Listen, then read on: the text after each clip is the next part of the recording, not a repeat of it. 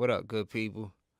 In this video, I'm just gonna kind of take you through my process of how I go about de-essing, and I'm gonna show you why I rarely ever use a de-esser. Um, and that sounds crazy, I know, but I'm pretty much still de-essing, and I'm actually doing a more surgical job of de-essing. Now, before I even get into that, you need to know what a de-esser is and actually does. Um, Really, a de-esser ultimately is a band compressor. So it's compressing stuff in a certain frequency range. Um, Anything that goes above a certain threshold, um, like here, like we see in this de-esser from Waves, we have the threshold is set at minus 36.7, and the frequency being 6,000, around 6K, high 6K. Um, and it's a high pass. So it means that anything above this frequency right here is what we will be compressing, is what is coming into the signal. So ultimately, you're trying to um, you're compressing those treble frequencies that come in above there. And you can set it at there, you can set it higher, or you can even set it to a band pass, which means it's staying within a certain range. Um, but ultimately, that's how the de-esser works. It pretty much works as uh, a band compressor. If you would think of a multi-band compressor, just think of it as one band that is being compressed when you're using a de-esser. And a lot of times, if I do choose to use a de-esser, I would actually go that route. I wouldn't use this. I would actually pull out a multi-band compressor, maybe a C6, and I would go about that. And that has more controls. You can actually change the attack and the release time, and you can go in a very narrow frequency and kind of control those frequencies. So if I were to use a de-essing plugin, that would most likely be the route I would go. But I do not choose to do that. What I actually choose to do is go in and manually turn down all the all the consonants, all the s's, all the f, all the s, all the crazy, all those parts that we want the de-esser to catch.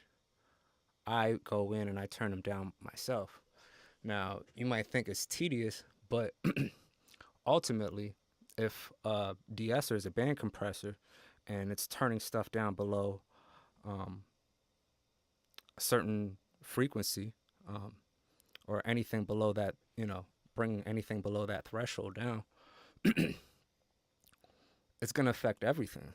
So if I'm going for a bright vocal, a lot of times I see people do this. They use the de-esser and they end up trying to make up for the gain that was lost, or some of the high end that was lost, because they had to run the de-esser so hard.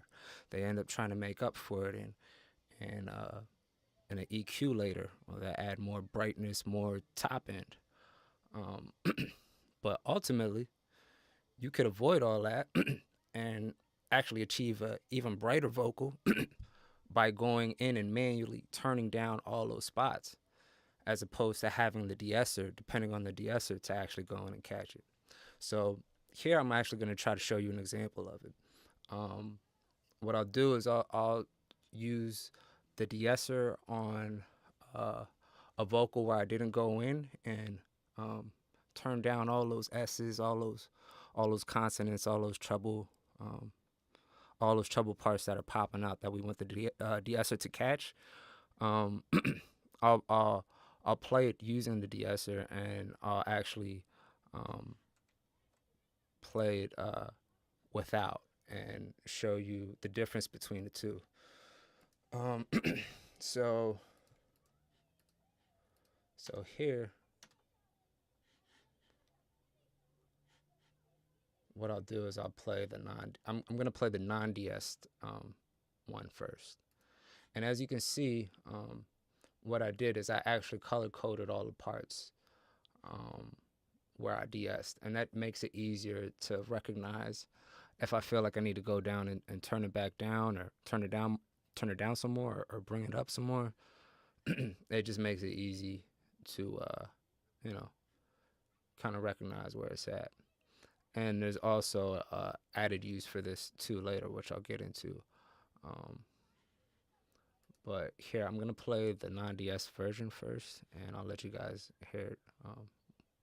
Bill is said $100,000 a show. You can say I'm pricey, you don't know the shit that I know. And if you know exactly how far I would go. I need to see more ones and those than binary code. Okay, so you could kind of hear some of the trouble spots. And now I'll play it with the de-essing, the manual de-essing that I did. Bill is said $100,000 a show. You can say I'm pricey, you don't know the shit that I know. And if you know exactly how far I would go. I need to see more ones and those than binary code. All right. So obviously you can see I went in and turned down those treble parts.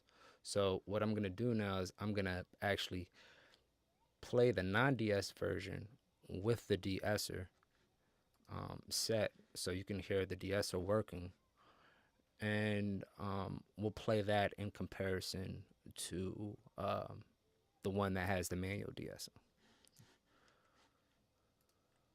Bill is said $100,000 a show. You can say I'm pricey, you don't know the shit that I know. Let's try to push it a little bit harder. Bill is said $100,000 a show. You can say I'm pricey, you don't know the shit that I know. And if you know exactly how far I would go. I need to see more ones and those than binary code. So you can see I pushed it really hard. And if I were to actually use the de-esser plugin, and I didn't have time to go in and manually turn it down, this is most likely, it's around where I would probably have it set. I really would not like to have as much attenuation, but to get the problem areas are that bad that it needs that much. Bill is said $100,000 a show. You can say I'm pricey, you don't know the shit that I know. And if you know. So what I'll do now is I'll play it without the de-esser and the manual de-essing that I did. Bill is said $100,000 a show. You can say I'm pricey, you don't know the shit that I know. And if you know exactly how far I would go. I need to see more ones and those than binary code. Need to see more. Need to see more.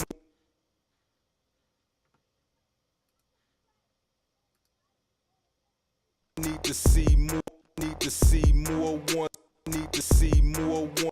Need to see more one. All right. So sometimes it works out. I actually don't think it's that bad, the de-esser with this, but sometimes in certain cases you're not going to be able to use the de-esser in an aggressive manner. And another good thing about doing it this way is you can still use it in conjunction with the de-esser. Sometimes you can turn it down, but you still need to bring down that frequency. So what you can do is, if you feel like it's still not getting the feel and the sound that you're going for, you feel like it's a little bit too harsh still in those spots, but I can't bring it down any lower. That's another thing. You have to know the difference between, does it need the volume need to be brought down, or is it just a certain frequency that needs to be brought down? That's another thing in your approach to de-essing. So in this case, I feel like the vocal was recorded so well that the de-esser, it was really working properly, as you like, where it just really just catching those problem areas. And you have to be mindful of also how you're setting your de-esser too. Um, I think right here I have it set as a band pass. So now it's only working within a certain frequency range as opposed to a whole frequency, um, everything from 7K up. Uh, the de-esser would be working a lot harder if it was on high pass. So be mindful if you're going to go the de-essing route, how you're setting your de-esser and what properties are on, your actual de-esser.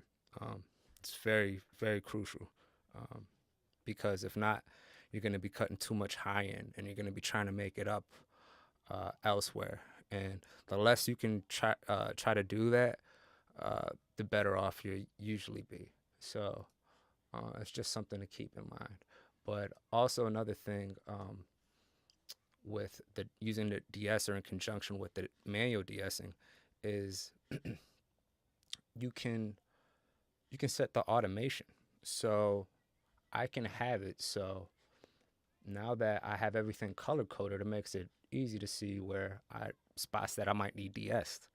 So what I can do is I can set automation, where I bring in threshold, or if I want master bypass, either or. I would recommend threshold. So then what I could do is I could just automate the threshold so it's not active at all. The de-esser isn't active at all. And whenever I see one of these problem areas pop up, I can engage the threshold so it comes down and have it work however hard I need it to work at that particular moment. Um, this is another way to get more control over your de-essing. And that's really all this video is about, more so is I don't want to say that don't use a de-esser or you don't need to use a de-esser, um, but just understand what it's doing and um, how to use it in context with uh, things that you're able to do by yourself, as an engineer without depending purely on a plugin. Um, when you're able to have more control by yourself without using a plugin and you understand those things, makes the introduction of the plugin and makes it that much more powerful and you have more control over things. So just some things to keep in mind. Hopefully this was useful for you guys. Give me guys a shout if you guys got any questions or any suggestions for anything else. All right, peace.